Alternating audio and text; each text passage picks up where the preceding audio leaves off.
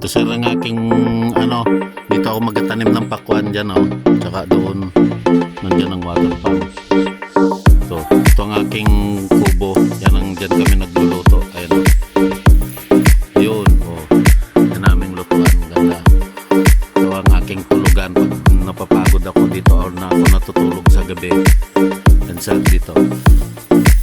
Ayan. Ayan ang aking tulugan. Inaalis ko lang yung mga gamot dyan dito sa back.